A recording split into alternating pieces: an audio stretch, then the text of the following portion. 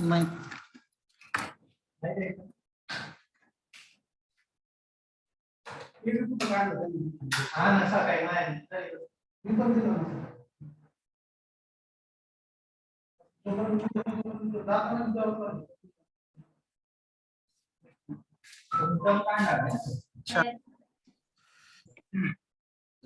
आवाज येतोय का माझा सर्वांना? हो सर.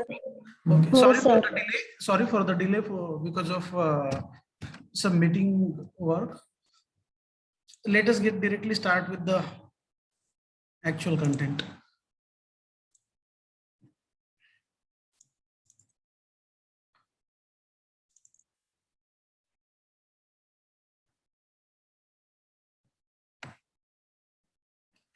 पेपर होता ना आज? हो सर. कसा गेला पेपर? मस्त.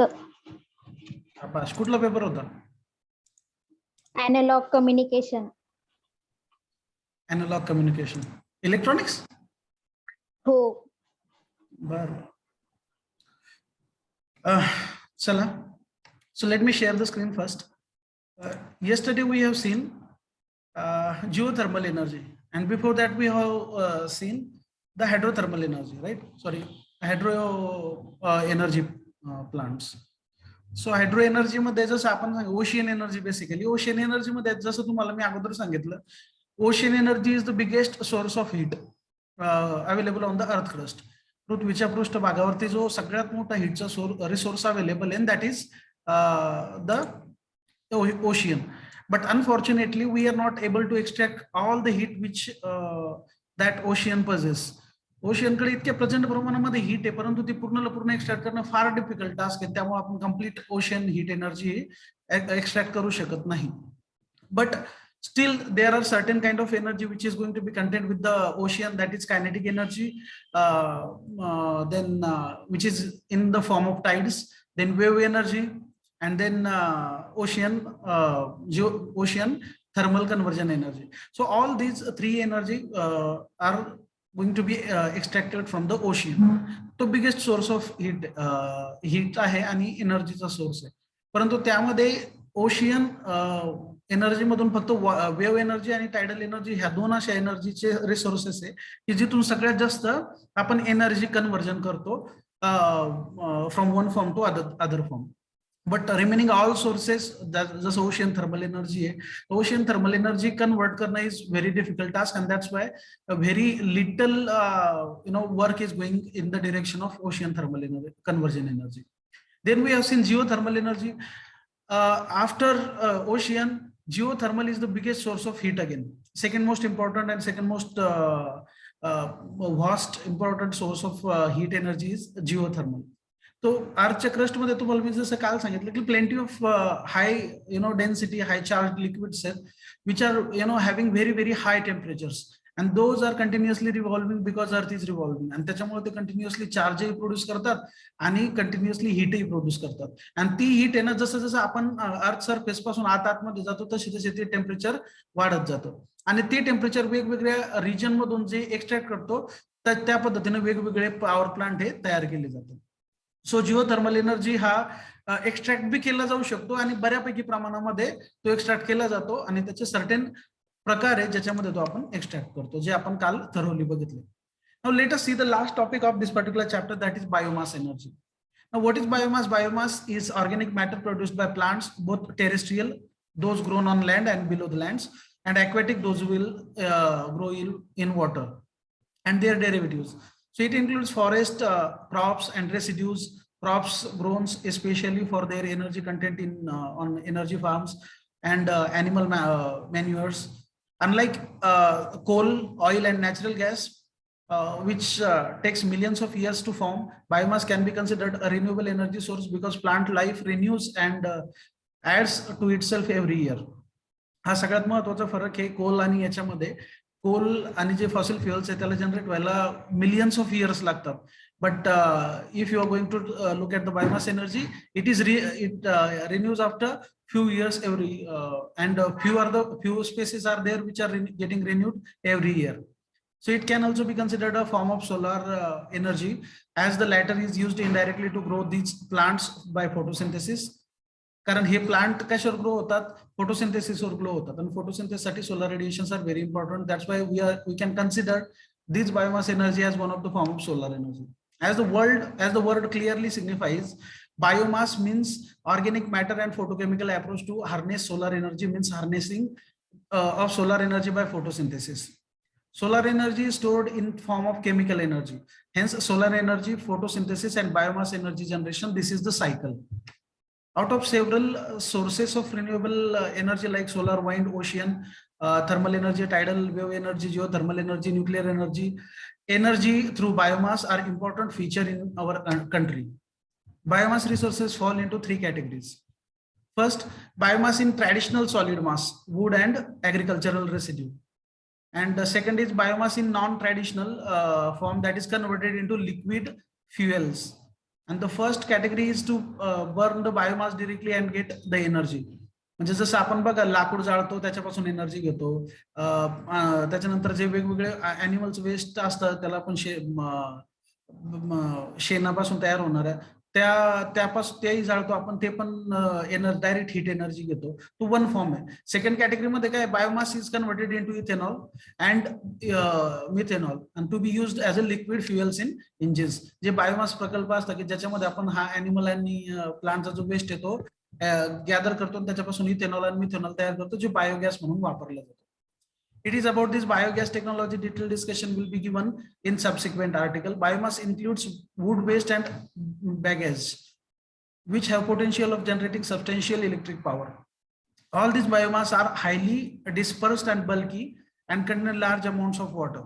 50 to 90% of water is being contained by this biomass. Thus, it is not economical to transport them over a long distance, and conversion into usable energy must take place close to the source. जिथे आपल्याला ती energy वापरायची converted त्याच्या जवळपासच त्याचा plant पाहिजे, कारण ते ट्रान्सपोर्टला खूप खर्चिक आहे आणि त्याच्यामुळे त्याची कॅपिटल कॉस्ट वाढते, which is limited to particular regions. However biomass can be converted to liquids or gaseous fuels, जसं बायो फ्युएल्स आपण म्हणतो, and thereby increasing its energy density and making feasible transportation over a long distances. Now, terrestrial crop include first sugar crops such as sugarcane and sweet sorghum. Second is herbaceous crop, which are non-woody plants that are easily converted into liquid or gaseous fuels. And silviculture, forestry.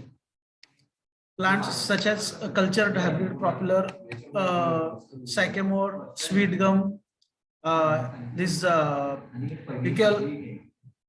eucalyptus and other hardwoods.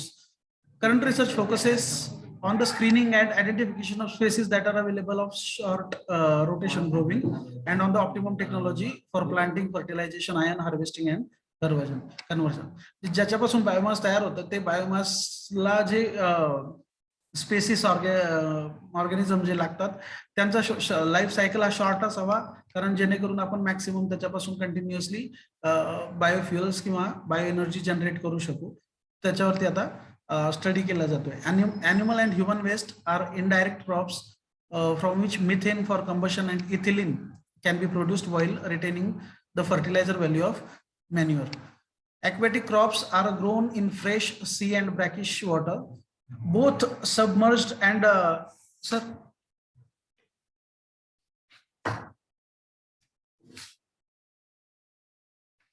both submerged and emergent plants are considered, including seabeds, marine algae, and of particular interest, the giant California kelp. In India, it has been estimated that about 2 lakh hectares of land is covered by the water. Hyacinth spreading West Bengal, Bihar, Assam, Andhra Pradesh, Tamil Nadu, Orissa and Kerala. It can absorb 80% of nitrogen and 60% of phosphorus from the secondary effluent in 5 days. The yield is 148 tons per hectare every year. A huge quantity of agricultural residues are available in the country, which go waste every year. आपण जर बघितलं तर भारत हा कृषी प्रधान देश आहे. खूप सारे जे पॉप्युलेशन आहे भारताची ती शेती करते आणि शेतीमध्ये जेव्हा पिकं घेतली जातात तर पीक एक विशिष्ट पीक घेतल्यानंतर त्याच्यामध्ये प्रचंड मोठ्या प्रमाणामध्ये वेस्टेज मटेरियल असतं. जसं म्हणजे आपण तुम्ही काही गहू घ्या, गव्हाच्या खालचा किंवा त्यानंतर कुठलाही प्लांट किंवा क्रॉप घ्या तुम्ही, त्याच्यासाठी त्याच्यानंतर ते क्रॉप किंवा प्लांट काढल्यानंतर जे उरतं ते खूप सारं वेस्ट असतं आणि ते प्रत्येक दरवर्षी काय होतं, काही जण जाळून टाकतात, काही जण कुठंतरी त्याला बरी करतात. अशा पद्धतीनं ते वेस्ट होतं. So that waste can be utilized for this biogas and biofuel generation. Again the total agricultural waste हरियाणामध्ये जर तुम्ही बघितलं तर हरियाणामध्ये दरवर्षी खूप मोठ्या प्रमाणामध्ये ते घास गहू आणि त्याचा जे रेसिड्यू असतो तो जाळला जातो, ज्याचं पोल्युशन हे दिल्लीपर्यंत येतं. Against the total agricultural waste, which could be around 200 million tons, the actual consumption of fuel as fuel might be around 40 million tons. It has been estimated that even for the smallest plant, that is, one should have a regular supply of 45 kilogram of fresh dung every day. The animal should preferably be stable, bound, otherwise the dung would be lost in the pasture. The family size gas plant will cook a day's meal for a small family. The rate of gas production will be highest if the mixture of digester contains solid between 7 to 9%. Cow dung originally contained about 80% of solids. The biogas can also be used to run diesel engines, which operate with the mixture of biogas and diesel oil. It can reduce the consumption of diesel. Huh? बरोबर आहे ना? हा run diesel engines which operate with the mixture of biogas and diesel oil. It can reduce the consumption of diesel oil by about 80% and engine run faster by 43% of extra power with this mixture. So the cow dung आपण जे तुम्ही कदाचित याच्या अगोदर पण वाचलं असेल किंवा अगोदरच्या क्लासेसमध्ये जे बायो गॅस वगैरे जनरेट करतात ते छोटे छोटे प्रकल्प देखील जरी तुम्ही बघितले तर आपल्या ज्या गायी वगैरे असतात तर त्यांचे जे वेस्टेज मटेरियल असतं, शेण म्हणतो आपण त्याला, त्याचा पण यूज करून आपण हे जो घरापुरता मर्यादित गॅस आहे तो आपण जनरेट करू शकतो cooking पर्पजसाठी. बायोफ्युएल्स. The energy stored in dry biomass like wood and straw is most easily released by direct combustion. जसं आपण बघितलं की हे लाकूड आणि ते येतं, ते जर जाळ्यात आपल्याला डायरेक्ट एनर्जी मिळतेच, heat energy. Although dry materials can also be converted into liquid and gaseous fuels for later combustion by a variety of techniques. म्हणजे हे जे वूड किंवा अदर सॉलिड मटेरियल आहे याचं लिक्विड किंवा गॅसेस फॉर्म मध्ये conversion करून आपण ती नंतरच्या उपयोगासाठी वापरू शकतो. Biomass that is wet or has a moisture content like sewage, sludge and vegetable matter can be dried and burnt. However, it requires considerable energy to drive off the water and this diminishes the value of biomass as fuel. It is usually more appropriate to convert wet organic matter directly into premium fuels by wet process like digestion or fermentation. जसं जे weight म्हणजे ओले किंवा ओलसर ज्याच्यामध्ये moisture आहे असे जे कंटेंट असतात बायोमास किंवा बायोफ्युएल्सचे, तर ते त्याला ड्राय करून नंतर त्याला जाळून आणि त्याच्यापासून एनर्जी मिळवणं थोडंसं डिफिकल्ट आहे. त्यामुळे डायरेक्टली आपण त्याचं कन्व्हर्जन फर्मेंटेशन करून किंवा डायजेशन करून एनर्जी ऑर्गॅनिक मॅटर मध्ये कन्वर्ट करून ती एनर्जीच्या स्वरूपात आपण वापरू शकतो. Fuels derived from biomass are easily handled and burned, whereas raw biomass is often wet and inconsistent quality of variable composition. Most importantly, refined biofuels can be used in existing fuel systems, often with the little or no modification, and are compatible with current pattern of energy use. सध्याचं जे biomass आणि fuel generation साठी आपण raw material वापरतो तर ते म्हणजे सगळं एकसारखं नसतं, इनकन्सिस्टंट असतं थोडं, परंतु तरी देखील आपण ते रिफाईंड बायोफ्युएल्स वापरण्यासाठी यूज करू शकतो. त्याला आपल्याला पुन्हा काही मॉडिफिकेशन करण्याची गरज पडत नाही. This improves their economic potential and the speed with which they can be introduced. Refined biofuels have high calorific value, refined biofuels, and can be stored for long periods with deterioration. By contrast, untreated biomass readily absorbs water and rots. जे purified biomass किंवा बायोफ्युएल्स आहे ते भरपूर काळासाठी आणि with high purity चालू शकतं refined बायोफ्युएल्स. पण जे अनट्रिएटेड आहे म्हणजे त्याला ऍज इट इज जसं रॉ बायोमास जनरेट केला तो जर ऍज इट इज वापरला तर तो लवकर डिग्रेड होतो.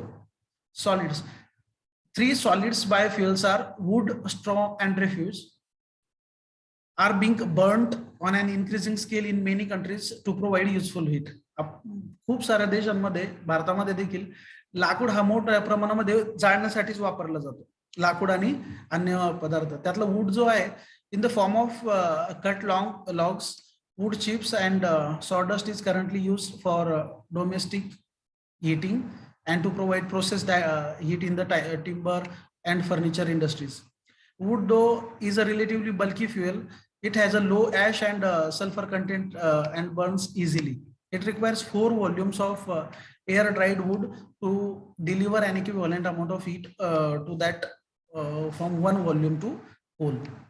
The market for domestic wood stores is thriving, and several industrial countries are re-examining the potential for wood for industrial use and electricity generation.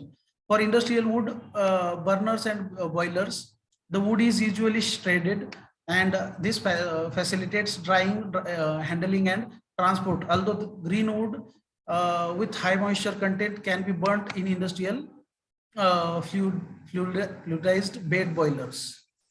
लाकडामध्ये प्रचंड potential आहे, त्याचा आपण फ्युएल मध्ये कन्व्हर्जन करण्यासाठी पण वापर करू शकतो, परंतु त्याच्यावर सध्या तरी फार मोठा रिसर्च किंवा फार मोठं वर्क चालत नाहीये. मॅक्सिमम जो लाकडाचा वापर होतोय सध्या तरी डायरेक्ट जाळून वापर म्हणजे हीट प्रोड्यूस करण्यासाठी केला जातो मोठमोठ्या इंडस्ट्रीज मध्ये. Straw burning stores and furnaces are being increasingly common in many countries. They burn various sizes of baled and chopped and compressed straw and provide heat for crop drying and space and water heating.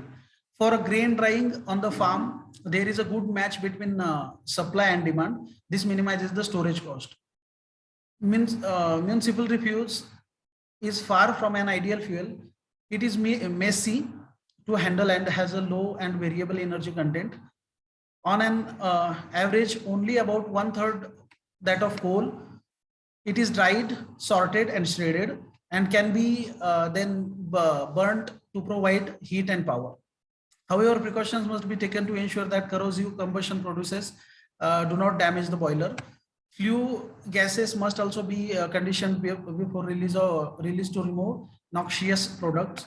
The economics are significantly improved by recovering potentially valuable materials like metals and culate, broken glass.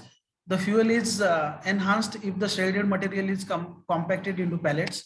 Refuse derived fuels can be burnt directly or combined with other fuels such as residual oil and coal.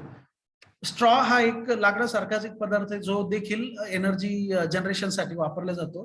त्याच्यामध्ये देखील जे सध्या परिस्थिती आहे की मोठ्या प्रमाणामध्ये direct त्याला जाळून हीट एनर्जी मध्ये कन्वर्ट करण्यासाठी त्याचा मोठ्या प्रमाणामध्ये वापर होतो, परंतु हा लाकडासारखा नाही. याच्यावर अगोदर प्रोसेस करावी लागते. अगोदर याला तुम्हाला ड्राय करावं लागतं आणि श्रेड करावं लागतं. श्रेडेड आणि ड्राईड नंतर तो तुम्हाला वापरासाठी उपलब्ध होतो, परंतु त्याच्यामध्ये काही डेंजर्स आहेत की त्याच्यामध्ये काही हॅझार्डस गॅस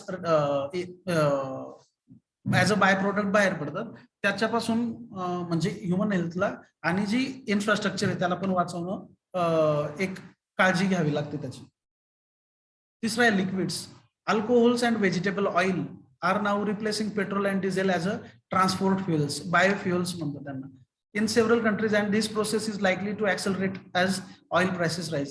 या सध्या अल्कोहोल्स अँड व्हेजिटेबल ऑइल जे आहे ते पेट्रोल आणि डिझेलचा पर्याय म्हणून बघितलं जातं. खूप साऱ्या कंट्रीमध्ये त्याच्यामध्ये प्रचंड प्रमाणामध्ये रिसर्च सुरू आहे because petrol and diesels prices are going very high.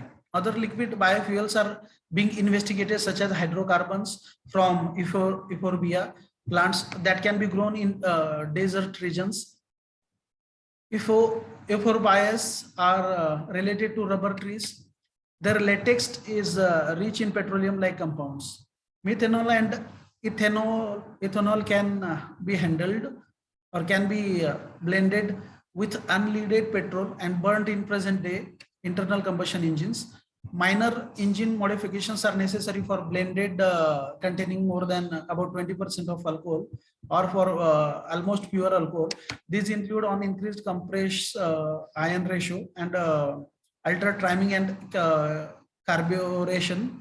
Pipes, pumps, and fuel tanks must also be protected because alcohols, particularly methanol, contain traces of water and corrosive organic impurities.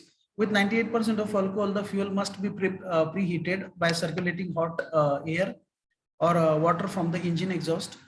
A small electric heater is necessary for starting in cold climates, and diesel engines have been modified for dual fuel use. So सध्या petrol आणि डिझेलच्या price खूप जास्त वाढतात, त्यामुळे एक alcohols आणि vegetables oils हा त्याला पर्याय म्हणून बघितला जातो. आणि सध्याच्या टेक्नॉलॉजीमध्ये बऱ्याचशा ठिकाणी ब्लेंडेड मेथड वापरणं चालली आहे. जसं आताच नितीन गडकरींनी काही दिवसापूर्वी घोषणा देखील केली होती की पेट्रोल मध्ये डिझेलमध्ये 20% मिथेनॉल मिक्स करायचं, आणि ते त्याच्यासाठी फक्त इंजिन मध्ये थोडस चेंज, गाड्यांच्या इंजिन मध्ये थोडंसं मॉडिफिकेशन करावं लागेल, पण ते खूप इफिशियंट पर्याय असेल to cut the prices of petrol and diesel. फक्त ज्या वेळेला अल्कोहोल किंवा मिथेनॉल आपण विथ पेट्रोल वापरतो, तर त्यावेळेला त्याच्यामध्ये थोड्याशा ज्या मायनर चेंजेस इंजिन मध्ये करायच्या त्या कराव्या लागतात, बिकॉज ऑफ द नेसेसिटी की अल्कोहोल आणि ते म्हणजे जबरदस्त हिटिंग करू शकतो. Alcohols have a high octane rating but a lower calorific value than petrol. Methanol contains 25% less energy per gallon than ethanol, and 50% less than petrol. However, alcohols can improve engine performance and are of cleaner than petrol or diesel. They burn with higher efficiency. And at lower temperatures, and are free from lead and sulfur. This reduces noxious emissions dramatically. So अल्कोहोलचा जो प्रमाण आहे तो जर आपण वापरला तर तो बऱ्यापैकी तुम्हाला, कारण तो क्लीन आहे पेट्रोल आणि डिझेल पेक्षा, त्यामुळे इफिशियन्सी, इंजिनची इफिशियन्सी देखील वाढेल, आणि जे मेन प्रॉब्लेम आहे की प्राइसेस कटचा तो पण सॉल्व्ह होईल. These are vegetable oils from crushed seeds and nuts. ज्या व्हेजिटेबल्स आहेत त्याचे जे सीड्स आणि नट्स असतात ते क्रश करायचे, त्याच्यापासून जे oil nicked that can be utilized, can be burnt in unmodified diesel engines. They can be blended with diesel fuel or directly. Research on improving engine performance is underway in several countries. Vegetable oils offer an attractive fuel for tractors and other agricultural machineries, and are directly in use by farmers in, for example, South Africa, Brazil. Enough oil can be obtained from sunflower crop and of one field to fuel a tractor plunging 10 fields for smaller size. जसं आताच सांगितलं मी की बाबा हा प्रचंड चांगला alcohol, methanol, vegetable oils हा petrol डिझेलला चांगला पर्याय आहे, कारण हे रिन्युएबल आहे, हे कंटिन्युअसली आपण प्रोड्यूस करू शकतो. फॉसिल फ्युएल्स आणि नॅचरल गॅसेस ऑइल्स आहेत त्याला आपण कंटिन्युअसली प्रोड्यूस करू शकत नाही. बऱ्याचशा कंट्रीजमध्ये त्याच्यावर चांगल्या पद्धतीनं रिसर्च सुरू आहे आणि ती यूज मध्ये देखील आहेत. नंतरचा आहे gases. The production of biogas from dung and agricultural waste is now extensive in some developing countries. Surprisingly, its potential in the industrial world has only recently been recognized. Gases म्हणजे जे मासेसचं आपण गॅसेसच्या स्वरूपात रूपांतर करतो त्याला बायोगॅस म्हणतो आपण. ते ऍक्च्युअली त्याच्यामध्ये प्रचंड पोटेन्शियल आहे, पण ते आता ओळखलं चाललं आणि बऱ्याचशा कंट्रीमध्ये त्याचा वापर सुरू आहे. Biogas, as already stated, is a mixture of methane and carbon dioxide with traces of hydrogen sulfide. The methane content varies between 50 to 70% depending on the source. It has the energy content equivalent to about 2/3 that of natural gas and can be burnt as produced in stationary engines or turbines to generate heat and mechanical energy or electrical energy. It is practicable to store large volumes of biogas at low pressure. It is therefore most economically used as it produced, for example, to meet space and water heating or cooking needs on farms. Biogas can be compressed and stored, or its fuel quantity improved by removing carbon dioxide by chemical treatment. जसं biogas हे काय की तुम्हाला तयार झाल्या वापरला गेला पाहिजे, त्याचं स्टोरेज डिफिकल्ट आहे लो प्रेशरला, तर त्यामुळं आपण काय करतो की जिथं बायोगॅस प्रोडक्ट असतात हे डायरेक्टली तयार झाले हाऊस होल्ड वापरासाठी, कुकिंग वापरासाठी किंवा तुमच्या शेतीच्या काही वापरासाठी, हिटिंगसाठी, ड्राईंगसाठी ते वापरलं जातं. Methane is a clean gas with high calorific value. It can be compressed for use in a limited range vehicles like tractors and forklift trucks. However, to store the or transport the energy equivalent of a single gallon of petrol as compressed gas requires a large tank. At 115 atmospheric pressure, the tank's dimension would be of 0.45 meter in diameter and 1.5 meter in 5 meter high.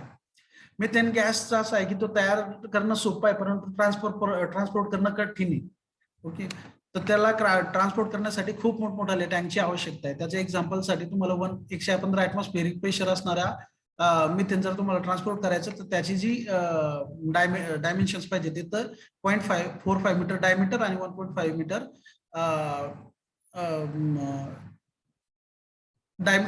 Sorry need 0.45 meter in diameter and 1.5 meter in height. Fuel gas is produced by the thermal degradation of biomass. Its main combustible component are carbon monoxide and hydrogen, but its composition and calorific value vary according to the way it is produced and the raw material used. Fuel gas from an air blown gasifier, for example, may have a calorific value around 5 megajoule per meter cube, whereas that from the oxygen fed systems may be as 20 megajoule per meter cube. It is generally uneconomic to transport low and medium calorific value gases over long distances.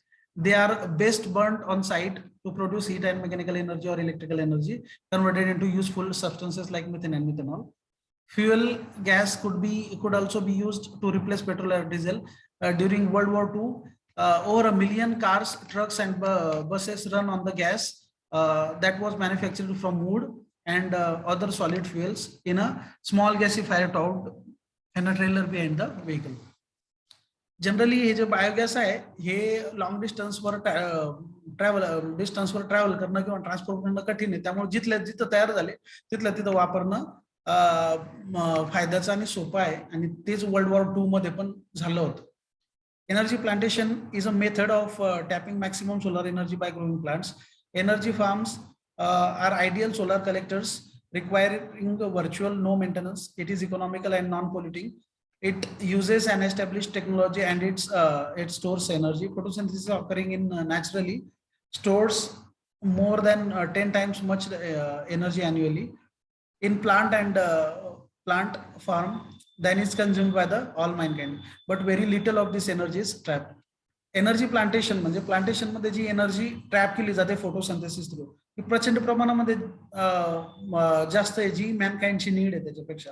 परंतु त्याचं जे conversion आहे ते conversion फार कमी प्रमाणात आहे because of the less research done in these areas. आणि त्याचे फायदे काय की याला मेंटेनन्स करण्याची गरज नाही. जे पानं फुलं झाडं वाढतात ते फोटोसिंथेसिस ऑटोमॅटिक करतात आणि ऑटोमॅटिक ग्रो होतात. त्याला तुम्हाला काही स्पेशल मेंटेनन्सची गरज नाही. इकॉनॉमिकल आहे आणि नॉन पोल्युटिंग आहे. In India, about 23% of total land area is under forest. 23%. Area under the social forestry of quick growing trees has increased. Fuel wood accounts of about 60% of all energy consumed in all countries. Social forestry programs comprises the scheme mixed plantation on wastelands and reforestation of degraded forest. 23% जी जागा आहे भारतामध्ये ती under forestation आहे. आणि आता नवीन नवीन ज्या scheme आहेत सुरू वेगवेगळ्या देशांच्या त्याच्यामध्ये काय करतात की बुवा जी लवकर ग्रो होणारे ट्री तर ते नवीन फॉरेस्ट्रेशनच्या स्वरूपात उभारले जातात आणि जे फॉरेस्ट कोलॅप्स झालेले किंवा डिस्ट्रॉय झालेले त्यांच्यामध्ये पण नवीन बसवले जातात. The utilization of biogas as a source of energy goes back to the beginning of this century when sewage sludges and was anaerobically digested and resulting gas collected and utilized in the sewage treatment plant itself for heating the sludge during digestion.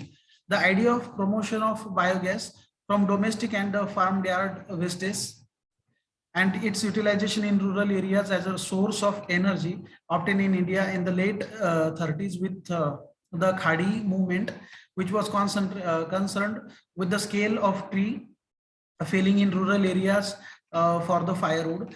It was also argued that burning of the cow dung cakes is wasteful of a valuable resources which could be better utilized for fertilizing the fields.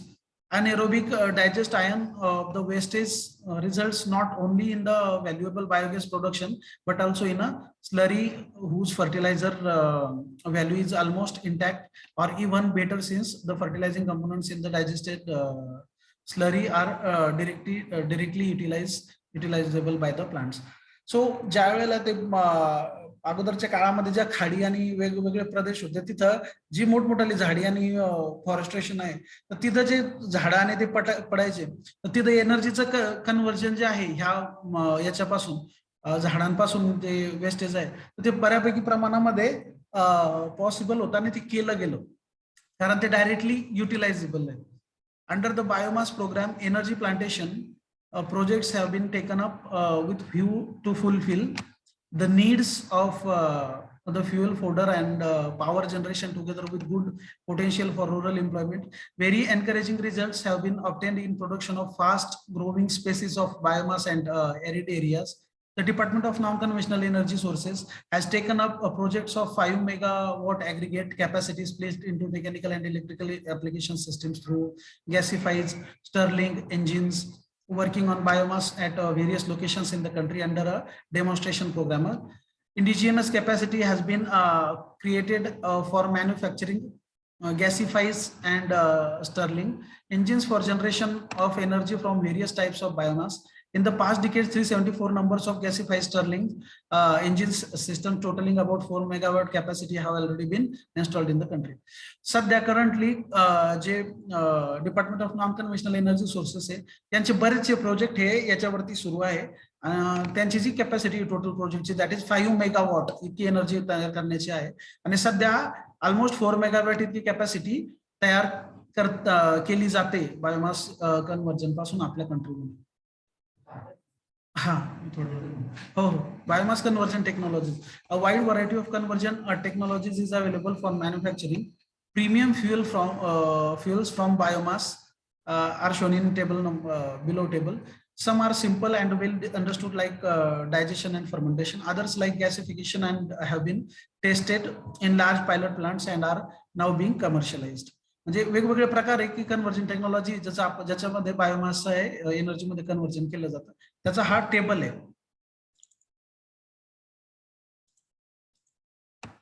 या table मध्ये बघा की conversion process वेगवेगळ्या process आहे.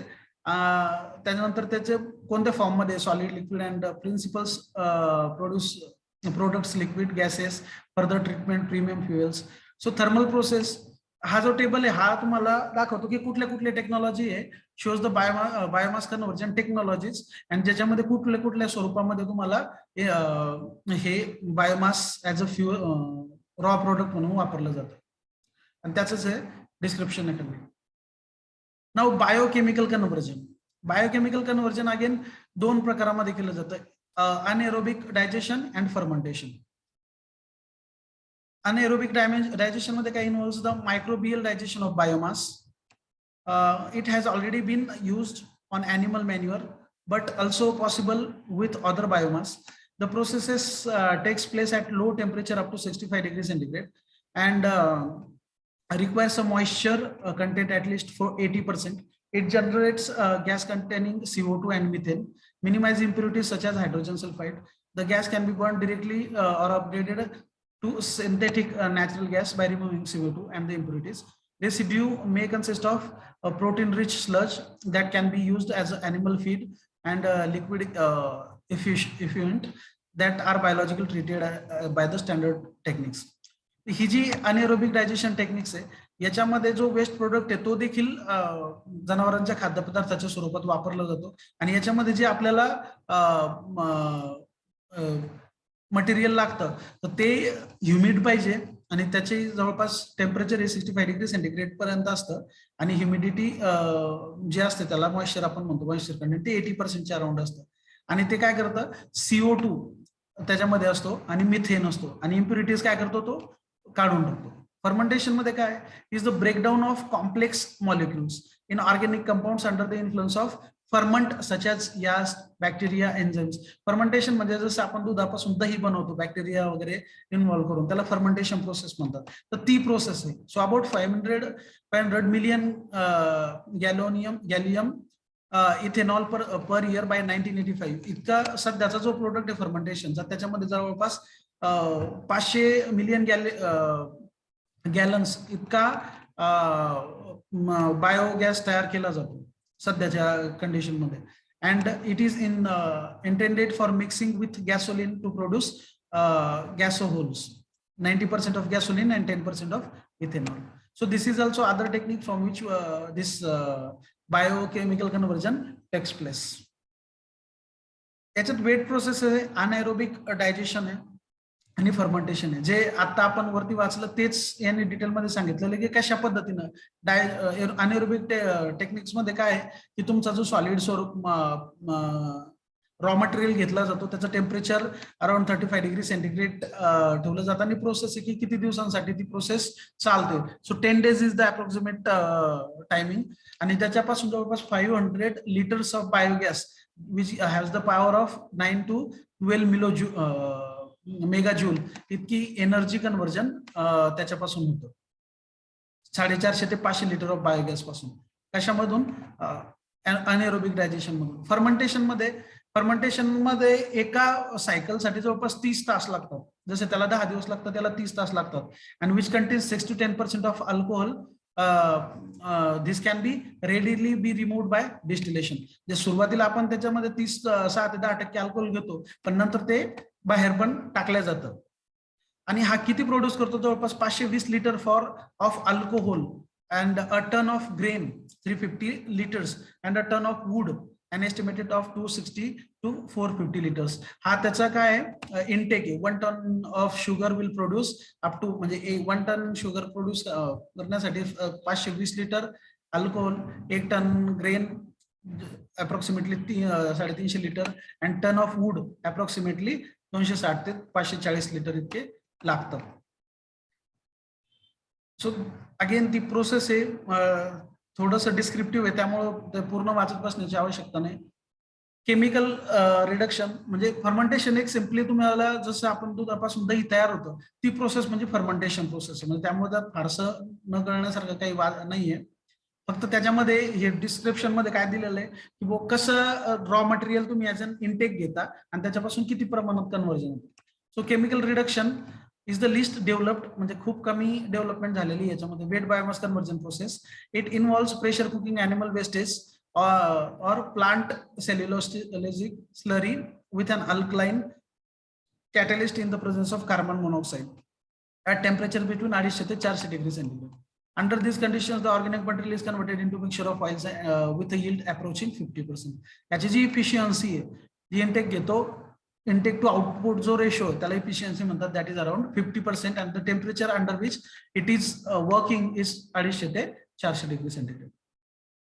Biogas generation जो आपण घरामध्ये वापरतो बेसिकली त्याचं जनरेशनसाठी, तर biogas mixture containing 50 to 55% of methane, 30 to 40% carbon dioxide and the rest impurities that is H2, H2S and some N2 can be produced from the decomposition of animal and plant and human waste. त्याला biogas म्हणतो. ह्या कंपोजिशनला आपण biogas म्हणतो basically.